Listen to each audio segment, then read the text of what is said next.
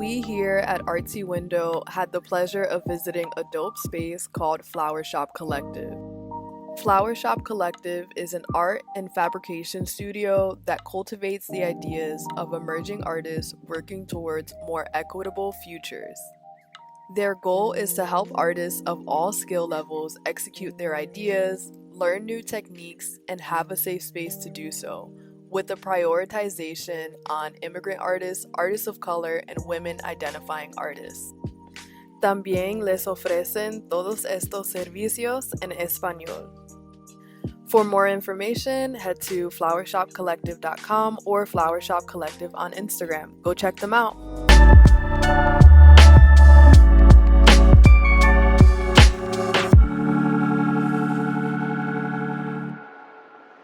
Hello, welcome to another episode of AW Classroom, where we interview movers and shakers and artists and magical beings of color in the art world doing their thing. Today we are here with Khari Johnson Ricks, who I'm a big fan of, who I've been following for years. We worked together before. And I'm just such a fan of his unique work, his unique practices, multidisciplinary practices. So, Khari, I'm so excited to have you on. Can you please introduce yourself? And what do you do? Who are you? Who is Khari? Hi, my name is Khari Johnson Ricks. I'm an artist, audiovisual artist. I work with all kinds of different media, usually in the public eye, usually engaged in the poetic nature of my community. Yeah, that's kind of the overall mission. And how would you describe your upbringing? Like, where did you grow up? You be repping Jersey all day, every day. Tell us about that. Like your household, do you have any siblings? Did you grow up around art? Oh yeah, I mean, I'm from, I say Essex County, New Jersey, Essex County. I grew up in Orange and West Orange, which are these suburbs outside of North New Jersey, which is the major city in New Jersey. Yeah, I came to art in roundabout ways. I've been a martial artist for most of my life. Like I started doing Shotokan karate at 3. So my initial relationship with my body was through that. And, from that, it's a martial art, like learning to use my body to affect different kinds of emotions, affect different kinds of actions, as well as to defend myself and, learning how to like corral energy around myself, like those kinds of things. So that's kind of the impetus for like creation. And then like, as I got older, I started writing and I started drawing like through, going to like high school and stuff. And yeah, here I am. I don't know. I went to college for animation. Don't do that. It's like the only thing I don't do. I've, spent a lot of time doing like hip hop dance and DJing here in New Jersey. So yeah, that's kind of like my origin story as an artist. My family life is kind of like, I don't know, they're kind of funny. It's kind of funny and dysfunctional. You could write like a show about it.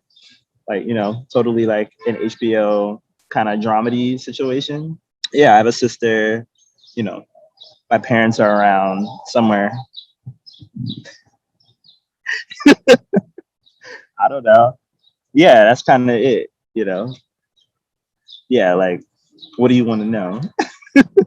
I mean, I was thinking, like, did you grow up like going to museums, or did you come to like, I guess, the art world on your own? Was it like something that was really personal? Like, did you go to like going to galleries on your own? I want to know, like, was the moment where you're just like, oh, the art world is actually a thing and like maybe I could like enter it? So, I actually, so like West Orange High School is actually like, West Orange is like a rich town, and like West Orange High School is like well funded. So we had like every level of art class you could take, including ceramics. Like there was like a ceramics 1 through 4 and AP ceramics. Like So there was like many options, like creative options within that place. Like I'm actually really privileged in that like my relationship to art was kind of funneled through, I guess radical for not radical, I wouldn't say that, but like progressive for the time teachers who had grown up in like the 80s and like the graffiti scene, who had like made it very clear that yes, there was like an art historical canon, but also here are these other artists that don't necessarily fall into that. And also, yeah, you can make fashion, and yeah, you can write, and like rap music is valid too. And like, what are these things that y'all are doing in the hallway? And like, like let's make a step team, like things like that. I'm actually really grateful for like my high school, even though I was fucking miserable the entire time I was there.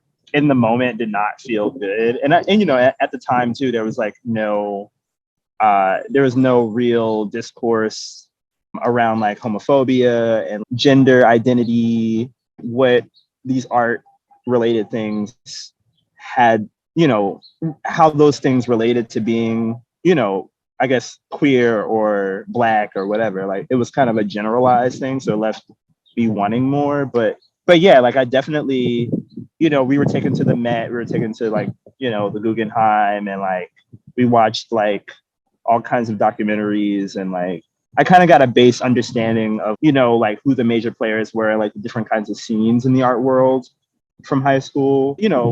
As I grew up, I found that stuff, it's a good base, but it's not the whole story. It definitely wasn't an intersectional story. I mean, I don't think I learned about a single Black woman artist until I went to college. So in a lot of ways, I'm grateful. In a lot of ways, it's like a very limited experience. And I'm grateful that I can't say that I've arrived in the art world, you know what I mean, quote unquote. Like I'm glad that I've remained outside of it. I'm not invested in the way that it looks right now. Like I'm interested in it changing, and I'm interested in bringing in and taking out things that feel like they may be like unuseful, or bringing in things that are useful. That's why I'm always like online about like talking about Jersey club dancing, and like, like I feel like, for me, that's the highest form of art that I've ever known. You know what I mean? Like it's the thing for me. So yeah, that's kind of the overview. Yeah. I feel that. I mean, I think when you enter a gallery, I guess the language of the space and how things are placed on a pedestal, it makes people think, okay, this is fine art. This is what should be highly regarded, highly valued. And I love it when artists kind of like take it back to the streets, or just remind us like the streets is where the art really is. It's the purest form, it's the rawest form, it's the most effortless form. It's just there. It's culture.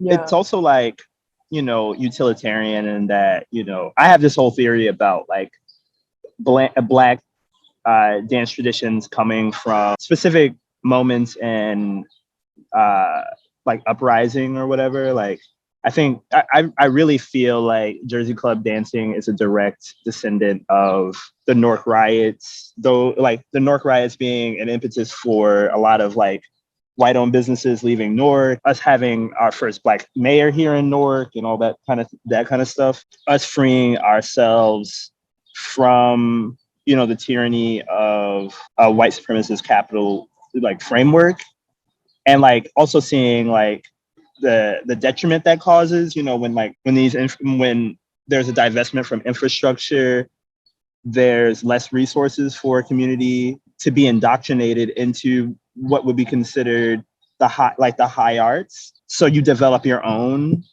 high arts. It's interesting how that the lineages of those things come together. And like, for me, I'm very proud of being descendant of that trajectory, and that's why I'm very interested in like preserving it and talking about it and watching it change and grow. Like I saw this video, like, I don't know, I was like watching some Jersey club shit, and like I came across this kid in Jersey City who like he had like a TikTok that was like how I'm about to incorporate old school Jersey club dances. And he's doing all the shit that I know how to do, like all the shit that I did when I was like his age. And I was like, damn, am I old? Am I doing the old way?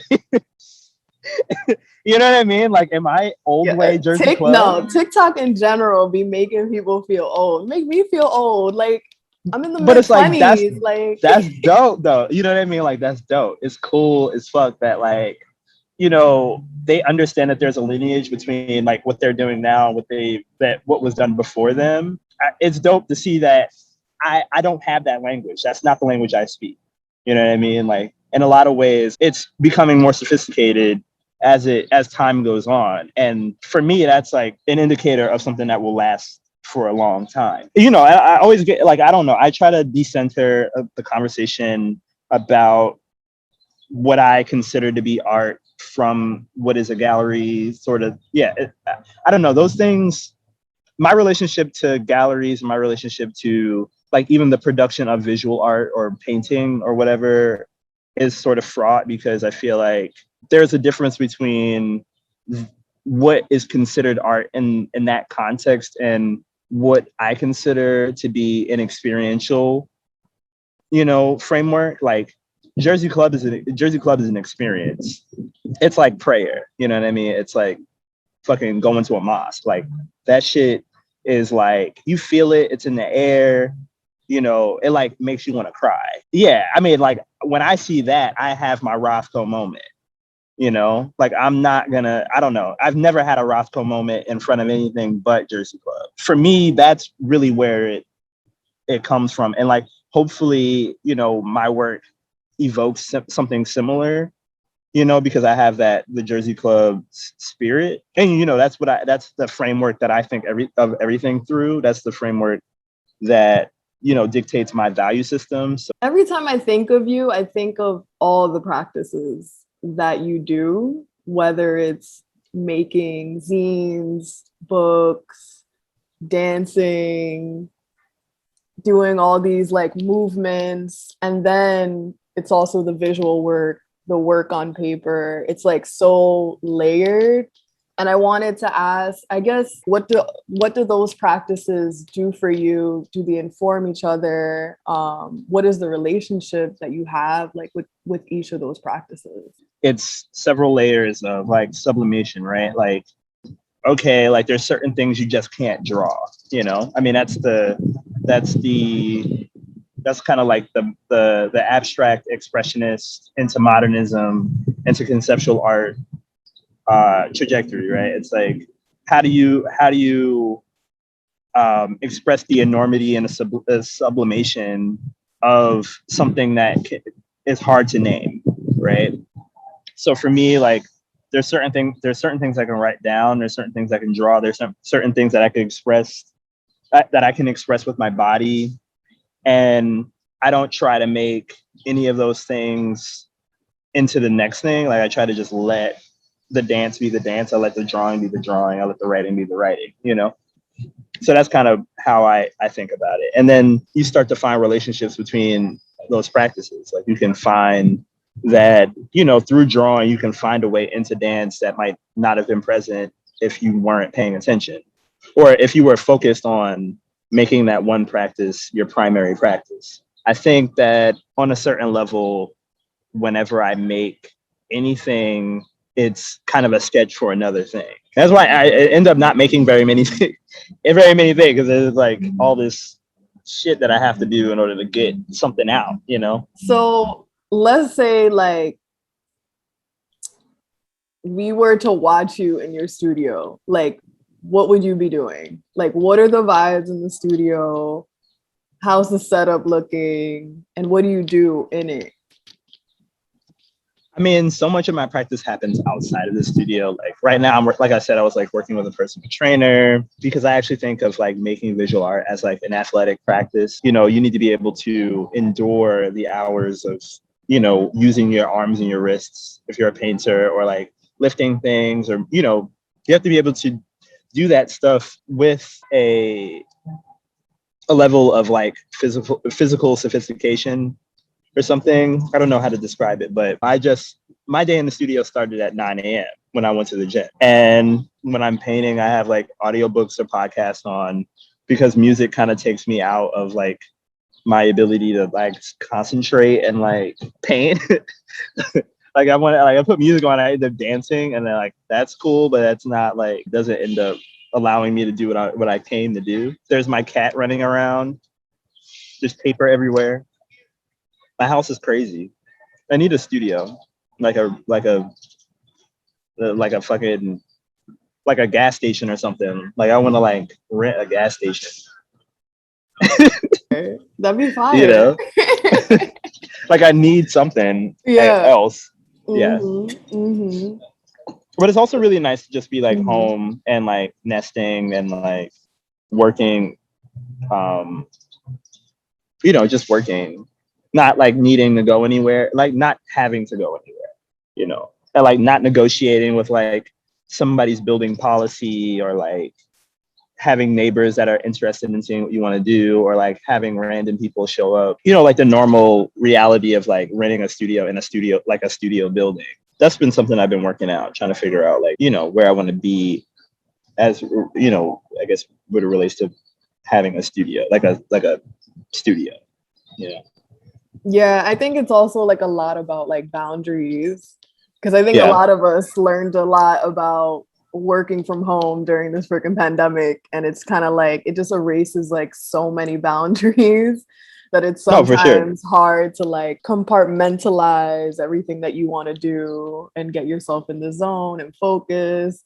Because I be looking, you know, I be working and then I'm like, wait, there's dishes, or like, or like my dog needs to get walked, like, you know, the whole things. But which is funny because it's the opposite way around. Like I'm like, I will be doing dishes or like chasing my cat around, and I'll be like, damn, that don't look right. Like, I really need to fix that. Like, what is that? What's going on over there? And then 2 hours later, I've like completely changed what I was working on.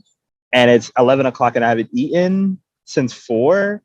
And my cat is now bored, you know, like I actually need to get the shit out of my house. Like like it's a huge, like I need to separate the two. Definitely. Oh yeah. It's weird, you know? So there's a strong connection between the relationships, environment, and movement between like the figures in your visual work. I'm thinking about the larger, you know, pieces on paper, the scenes. It seems like the figures are connecting via movement. How would you describe this visual realm you are creating, and what is it like to live in it? Or what would it be like to live in it? I think we do. Like, I think it's, you know, I guess what you would consider flow, right? Like I'm really interested in like, you know, flow states. Like when the shit around you falls away and it's like you and the thing. Like that's kind of like what I'm trying to get at with my work, you know? How do you find the poetic nature of a gesture, and like what does it feel like to embody that gesture? What do you like, you know, like I know what I feel like, but how is it different than how you feel? And, you know, it's all about like feelings. And, you know, I think a lot of the time, the relationships that you might have, like with that flow state, is delineated by like, you know, your relationship with the people around you who are also doing it, or the people that are witnessing you do it. You can gain a lot from an audience. You can be drained by an audience. It's, there's a lot of different mechanisms. So like when I think about my work, I'm trying to figure out like what is the fullest, what is the moment of most fullness for that character figure, and like what does that feel like? So like the stuff, like the environment around it is, you know, like a moment of abundance. Yeah, like when I look at your work, I mean the energy is very much a lot of like light energy every day, right? Like we want to like be our highest self, like we want to be like moving in a state of flow, not penting up any energy. We want our fucking chakras to be aligned, and obviously it's not every day, but we're like striving to like be our highest selves. And like when I look at your work, I'm like, I see beings being their highest self in that state of flow, allowing energy to like move through them, communicating through the body, whether it's through dance, expressing themselves in different ways, whether it's sexual or it's platonic, or yeah, just not being afraid to like express themselves through different ways of communication. And what I love is that I don't see the figures talking at all. They're usually in some kind of like movement, and also just the way that you convey movement is so beautiful because we could just see, obviously it's just, you know, one image, but we could see the, I guess, the continuous movement when we see these scenes, and usually they're large, so I love how it kind of like just engulfs you and you feel like you're a part of that world. Yeah. Yeah, I mean, I think for me, like it's important for the work. I think about nonverbal communication all the time. I think that what is unsaid is often probably it's often more important than what is said. You know, how people sit, how someone stands or looks, or you know, those things indicate a lot to me. That's important, but also like I guess like I think of all of my work as like folks in a state of training. You know, like how do you learn to be a sophisticated nonverbal communicator, you know? And I think that like, you know, exercise and sex and dancing and walking and running, like all these things are methods to get to a place where you can enact these different, you know, methods of, yeah, like enact them in complex ways. And for me, it's how I come into my own self, you know. Like it's a combination of like, you know, being willing and open to learn, but also like practicing and pushing myself and being confident in what I know. Ultimately with my work, I want to encourage myself to exist in that place, you know, at least sometimes, you know what I mean? Like I want to be able to look over and be like, oh yeah, that's the goal. You know what I mean? It may not be the reality currently, but like it's aspirational or something. Yeah, it's aspirational a lot of the time. Also, I love I'm a glitter girl, so every time I see your work in person, I'm like, but look at the shine. Look at the way the light hits it, it's popping. Yeah. I also wanted to ask, like, how has it been working on paper? Because it's such a unique medium. And I'm seeing why, you know, why you work with paper. Because there's certain things that you could do with paper that you can't do like with the canvas, and like the way that, you know, you cut certain things and place certain things. You know, I could see the how you can control the scenes and move things around. And oh my goodness, wait, I got my little genie right here that didn't make it to one of your scenes, but you know, see, this is the beautiful thing. Right. So yeah, like Word. what is your relationship like to your works on paper, and like what is that process like, you know, to make those works and those scenes? Like, do you sketch it out first and then you cut certain parts in, you know, how does that work? I mean, I take a lot of pictures. Shout out to iPad. You know, I take a lot of pictures. I make a lot of videos. I do a lot of like photo collages on my iPad. Do a lot of drawings, and then I kind of just let it go, and I like intuit what I want to be there. You know, which is cool because it's like individual sheets of paper, different elements. If something doesn't work, it goes to the side. You know what I mean? Like it doesn't have to. I don't have to paint over it. Doesn't have to disappear. It can just not be a part of that thing. You know what I mean? But so yeah, I mean that part of it makes it so that I can kind of get the best result that I want that I can get from each piece, and which also prolongs the process because I'm like remaking things. I'll do like 3 different versions of a figure, different sizes, different colorways. Then I'm like, I don't know if I like that gesture. And then I do it all. You know what I mean? It's like I've been working on the same. And then it's like, oh shit, I've been working on the same thing for a month. But then there's also things that I've done where I'll just have like scraps around the house. Like I'll have like a shape that does like that and a shape that does like that and a figure and all of it, and that's the fucking painting. And it's like, goddamn, like I've been working mad hard. Like, you know, I've been working dumb hard. And this took literally like 4 hours. you know? So, I mean, that's kind of the beauty of that part of it. As far as like the medium of paper, I mean, I think, I don't know. I mean, it's interesting, you know, like what people prioritize and value. I mean, I think that for the longest time, up until, you know, what we understand as Western culture came to prominence, people could work in whatever mediums, you know what I mean? And they were respected.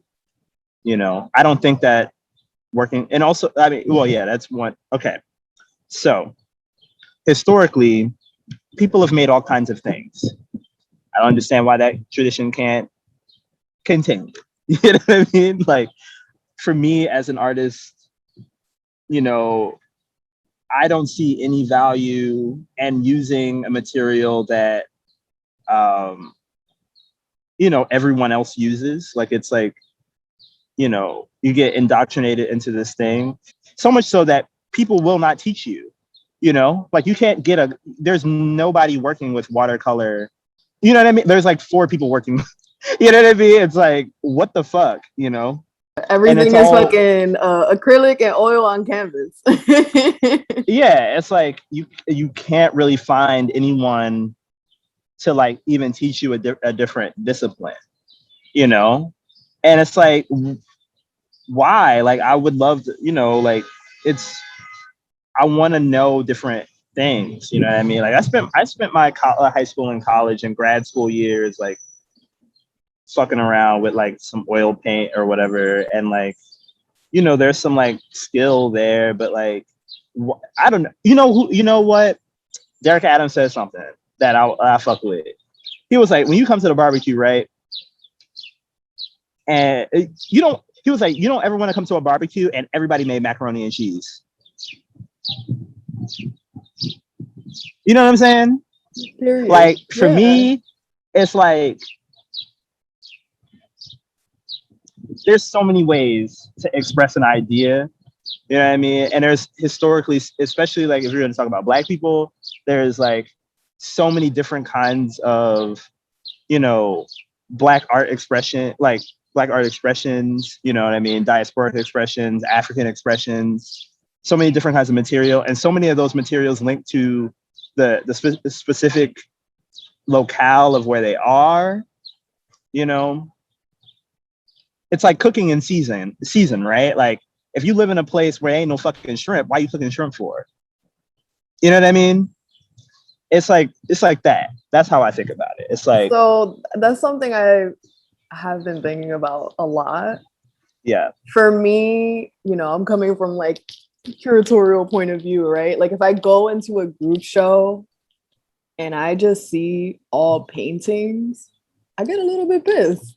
I get a little bit pissed because I'm just like, yeah, you could have touched on so many other like different mediums, maybe an installation, maybe a sculpture, maybe a drawing, maybe some performance piece, maybe a video, you know. And then when you walk into a gallery and it's maybe like a large group show and then it's primarily painting, for me it's kind of like a little bit of like a sellout type thing, because you're like, oh, I'm thinking they're thinking, oh, maybe this might sell the most. But I'm just like, come on, like look into art history, like do a little bit of research, like get into different mediums, support artists that are experimenting. You know, it's not experimental to me. I feel like it's really just playing it safe. I mean, yeah, you could leverage that critique for sure. I think in a lot of ways, you know, that's real. Like, it's like these motherfuckers, like, a lot of the art world shit is a lot of people posturing like they got money and they don't got no fucking money. Like, they've got the whole gallery on, they got the payroll on a credit card. You know what I mean? Like, they got the fucking rent on a loan they took out from the bank. You know what I mean? They trying to sell these fucking paintings because motherfuckers is gonna buy paintings.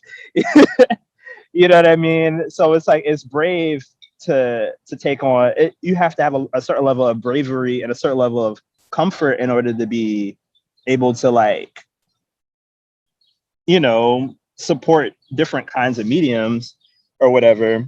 but it is a thing too where it's like, you know, like who's your collector base and what are your values? How are you expressing your values? You know, if you see an amazing artist that makes sculpture, figure out a way, like care for that artist. You know what I mean? Like care about like expressing to your collector base why it's important to collect sculpture, and then express why it's important for you to collect, like for that collector to collect this sculpture.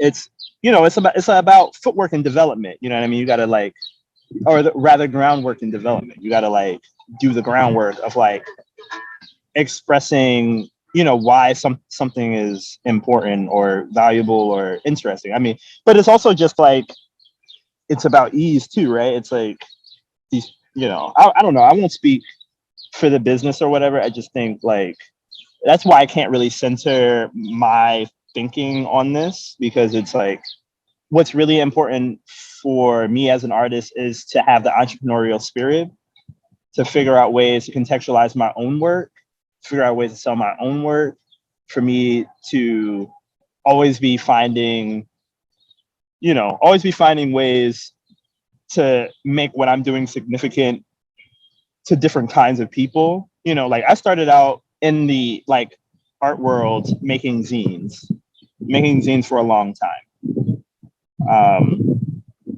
Zines are the thing that gave me the like liquid cash to buy paper.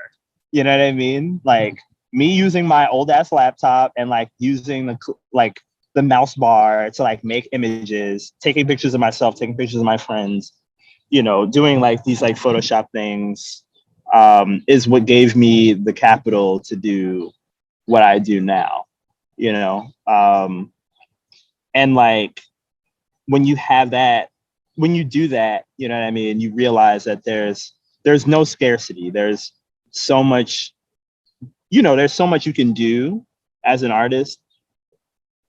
There's so many ideas that you can put out in the world without the validation of like a gallery to collector pipeline. And those things are often more experiential. You know what I mean? Like the things in the library, like things you can pick up, you know, things on someone's coffee table, those are often more influential than something that you have to go and visit in a museum. I mean, that's obviously why people make like catalogs and like, you know what I mean? Like, it's like you have to bring that experience into a home, but it's also, you know, there's like a two-way street, right? It's like a museum or an institution can put those things into a home, but an artist can also put those things into a home. Yeah. I mean, I'm more interested in that space than I am in like the fucking art gallery nonsense. Like, it's a lot of it is just like weird credit seeking bullshit. Like, people want to say they discovered you and they built your market and shit. I don't know. It's like, but then again, you know, if you say that, you know, then people looking at you like they don't want to work with you because they, you know, bills got to get fucking paid. You know what I mean? And they want to be able to know that, you know, their credibility is built on you having a successful career. So, yeah, you know, yeah, there's a lot of shit. Mm-hmm. Yeah, Don't get me into it. I know. Don't get me into it.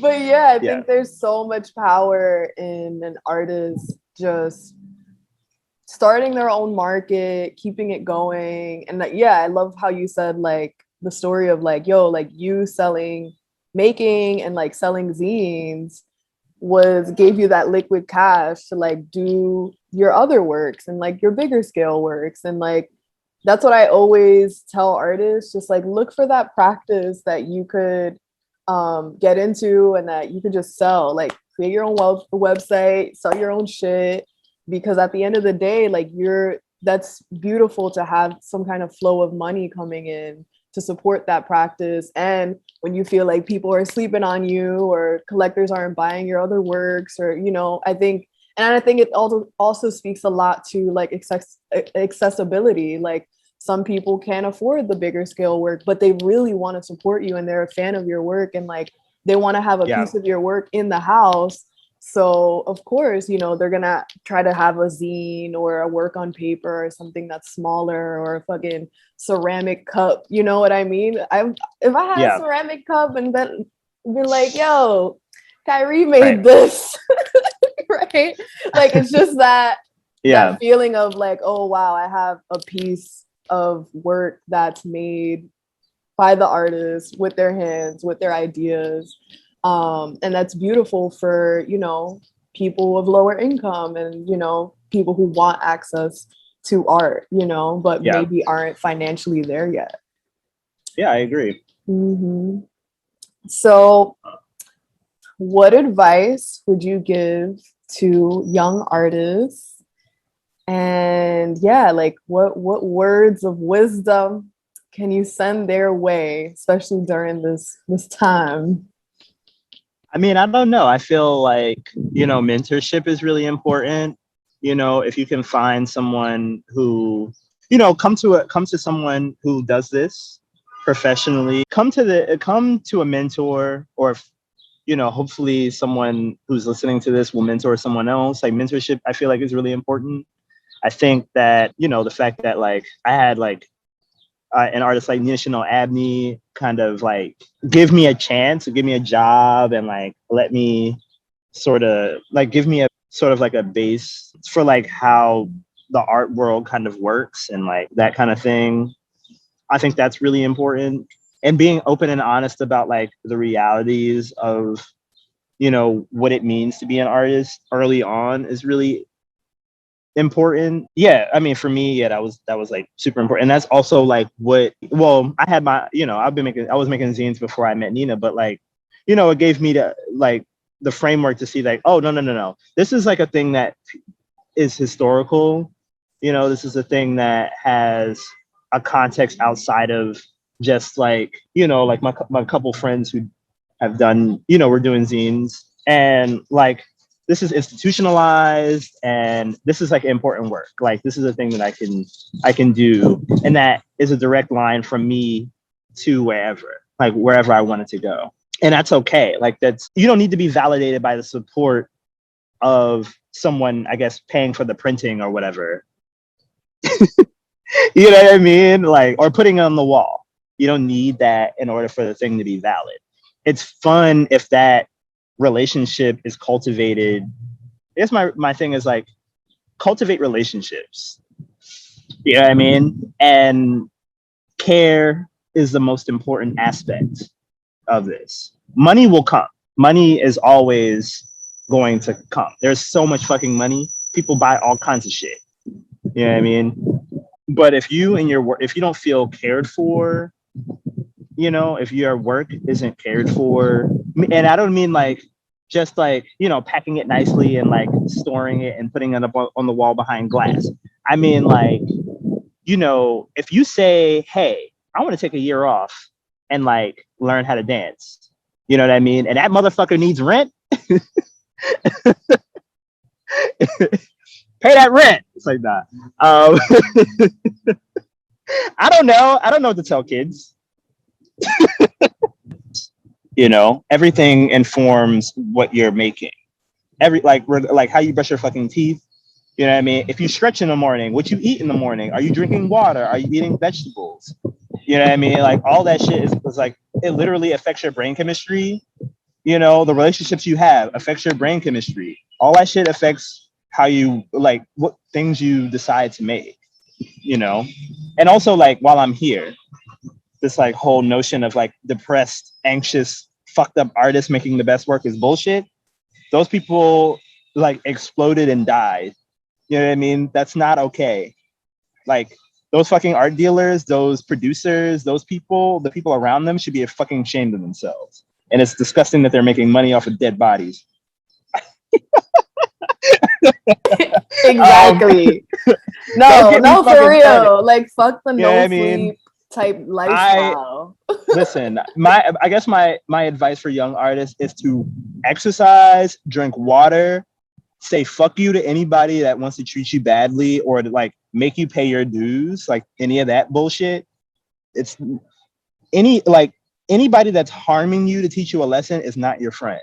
Fuck them. you're better off alone. You know what I mean? It's even better to find someone who will like care for you and like do what you need to do, but like don't let anybody make you feel like there's scarcity in this world, because there's abundance, there's plenty. You know what I mean? There's fucking plenty. You know? So is there anything that we should look out for from you in the future? And just like, what are your intentions like moving forward? Yeah, I mean, I you know, I have a few projects. I have a residency over the summer. I'm supposed to be having a thing in the fall in Germany. Yeah, I got some projects. You know, I'm hoping to like just keep learning, you know, like I have some things that I want to learn. Like I want to learn, like I was saying to you earlier, like I want to like take like a year and like learn house dancing and like, yeah, just like keep pushing my body to be, to do and say interesting things. I want to commit to being a student of my body and being a student of like just different methods of communication. You know, that's kind of where I'm at right now. I'm excited to see what that process does for the things that I paint. And I realize I talked mostly about dance, but like the painting, you'll see why. The painting is related, but yeah. Flowing, reaching the states of flow. Right. Aligning the chakras. I've been thinking about chakras a lot because I'm like going into YouTube. I got my aura read. I'll tell you more about that, but yeah. Cool. Yeah, I mean, I don't really get into all of that, but like I haven't gotten into all of that, but like yeah, I'm into it. Yeah. Yeah, that's some like Naruto type shit. Yeah.